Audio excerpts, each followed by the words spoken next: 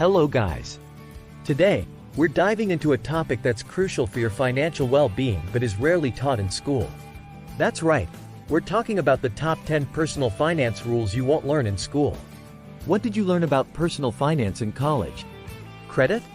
Investing? Money management? Or did you only take the courses that were mandatory for you to graduate? For most people, these classes were more or less pointless, just like calculus, astronomy, and anthropology. The longer I've been out of college, the more disappointed I am about how much information was not included throughout my studies. The world tells us to get educated, get a job, and all will be well. But, unfortunately, it's not that simple. For you to succeed in the world, you need to know a lot more about money than what school will ever give you. Personal finance forms the backbone for all success stories. To save you from the hustle and bustle of having to learn from your mistakes, our team of experts has compiled a list of 10 most important rules that everyone should abide by to be ahead of the game with their finances. Grab a pen and paper. Here are 10 of the most important personal finance rules you will never learn in school. Just like Robert Kiyosaki said, they don't teach you these stuff because they educate you to keep you poor. Before we start, hit the subscribe button and the bell notification icon so you never miss any of our videos. Let's begin. 1. Buying your first home. You've probably heard the popular statement, if you want to buy a home you have to save up to 20% of the value for a down payment. If you don't, you will be forced to pay private mortgage insurance, PMI, which could really dent your account. What you won't learn in school is that while higher mortgage payments may be painful, the financial trade-off between paying more money now and waiting to save up the 20% deposit could be worthwhile. When we look at macroeconomic factors in the US over the past decade, the appreciation rate of real estate has increased significantly, but wage levels have remained stagnant. This makes it unrealistic to start saving up 20% of the home value as it will only increase drastically over the years. The rule here is, if you have the capacity to save the money within at least 5 years comfortably, then go for it. But, if it will take you longer, you'll be chasing a moving target as the prices increase. 9. Save. In school, they teach you to save at least 10% of your income. But, let's be honest here, this isn't enough to retire on, unless you are earning millions. For most of us with a regular paycheck, a decent savings percentage will be about 25–40%. But the question is how many people can afford it? We're not saying 10% is entirely useless. It could be a great starting point to build that savings muscle. In order to save more, reduce your expenses and unnecessary costs. This is what I talked about in my last video on different types of budgeting. We all know savings alone don't make you a millionaire, neither set up on a financial freedom, but it'll help you to invest the savings for profit. Instead of buying that cup of coffee every morning, put that money in a savings account with a better interest rate. Small changes can add up to big savings over time. 8. Emergency fund. You may have never heard of an emergency fund in school. But, you're lucky you have us to teach you about it. Recent statistics show that up to 40% of Americans don't have the funds to cover an emergency of $400. This is an alarming statistic that highlights how people disregard the importance of an emergency fund. What if you lost your job today? Would you have enough money to cover your costs? The golden rule is to have 6 months of expenses saved up somewhere, but we suggest that if you can make it more, the better. An emergency fund provides a financial safety net that can keep you from falling into debt when unexpected expenses arise. 7. Budgeting basics. I've different videos on this point. Budgeting is quite important in life, yet you won't hear anything about it in school. Sadly, not understanding the basics of budgeting while in school can leave you disadvantaged right after graduating, especially once you move out. Not having knowledge of how to manage bills and create the distinction between wants and needs can lead to one enduring hardship after another. Everyone needs to know how to plan a lifestyle that is financed by earned income. This includes understanding how to plan for all bills while ensuring there's enough left for necessities such as groceries and savings. But, let's face it, as much as budgeting is important, no one really likes tracking every single penny they use. What you can do instead is what we refer to as tactical budgeting. This involves creating budgets and plans over a long period of time. For example, you can identify what you need every month and create a budget with the needs, wants, and respective costs over the next 6 months. From the plan created, you can then separate the amounts into different accounts to ensure you don't spend beyond your budget. Then occasionally refer to your list to stay on track. 6. Compound interest. The power of compound interest is possibly the best kept secret. The one thing young people have as an advantage over everyone else is time. While they may not achieve their financial goals instantly, they have an upper hand when it comes to investing. All they need to do is tap into the powers of compound interest. Also, I've another video where I explained the power of compounding in my investment channel. By setting aside small chunks of money in a high-interest account, young people can amass great wealth that will compound over and over again through the years.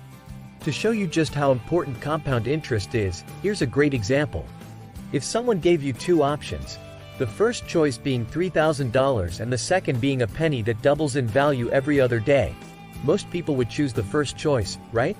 But if you do the math, the second choice would be worth $10 million after 30 days only.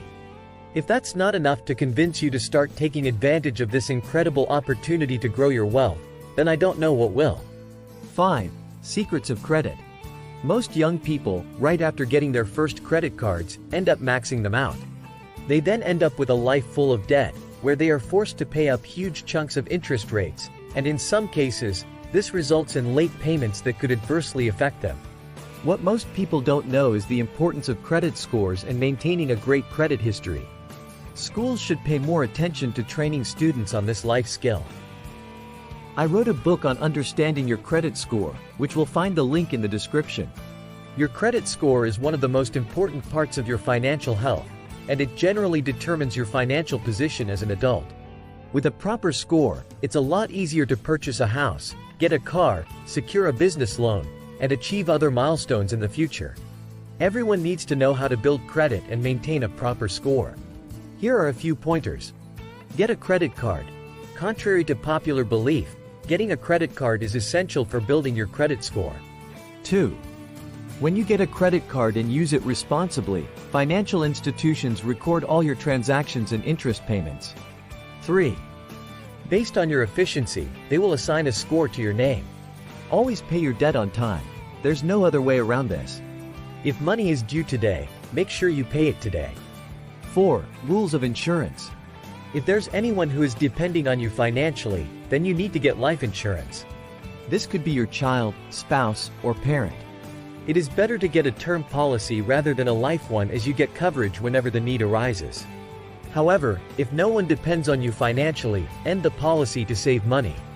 In addition to life insurance, get insurance for other aspects and assets you own. This includes your car, home, expensive assets, and health. You can also get umbrella insurance, which covers different policies and guarantees a discount if obtained from one insurer. Take your time to get different rates and the features available before choosing a company to insure with. 3. Taxes. Taxes are such a broad topic that is hardly ever discussed in school. It is important to understand how they work if you want to be on the right side of the law. Before you get your first paycheck or make any sales from your business, learn how to calculate the tax rate and find out how much money you will be left with. This will help you determine whether a job offer will meet your financial needs and what the appropriate pricing strategy for your products or services will be. Luckily, there are plenty of online calculators that will do the dirty work for you. They will show you the gross pay, the amount payable in tax, and the amount left in your account, also known as the take-home pay. For example, a salary of $35,000 a year in Manhattan, New York, will leave you with about $26,399 after tax deductions. Also, pay attention to the marginal tax rate that affects your raise. For example, a raise from $35,000 to $41,000 a year won't give you an extra $500 a month but $345. Make a habit of preparing your tax returns yourself. There is a lot of misinformation and bad advice out there. Be careful. In the UK, you can use Listen to the Taxman online and many other online tax calculators. 2. Guard your health. A hospital visit for an injury like a fractured knee can cost thousands of dollars without insurance. If you're finding it hard to meet your monthly health premiums, then what will happen if you end up in the emergency room? You may end up having to borrow money to pay for your medical bills, burdening other people who had plans with their money. Doesn't sound fair, right? If you don't have medical cover, get one ASAP.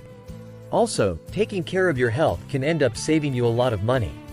This involves eating the right foods, maintaining a healthy weight, regularly exercising, and not consuming alcohol and other addictive substances excessively. You don't want to be sorry, so guard your health today. College debt isn't 100% necessary. Contrary to popular belief, student loans do not go hand in hand with a college degree. You actually don't need to get one to achieve the latter. 85% of new graduates complain of the heavy school debts and the chunk of money that goes to paying it off immediately they start working. It's not always necessary to get these loans to pursue your degree. Some institutions, like Davidson College in Charlotte, help students so they don't end up in debt. Other schools offer great education at a fraction of the private school's tuition fee. You could also attend school part-time, work as you study, enroll in a more affordable school, graduate fast, or begin your journey in a community college. But, we're not saying debt-free schooling should be everyone's goal. In some cases, it might be worth it. If you're set to launch into a very high-paying career path, then a few $1,000s shouldn't get in the way. However, don't establish this debt as the main factor of existing as a college student. There are many other ways of achieving your career goals. If you found this video insightful and informative, subscribe and give it a thumbs up.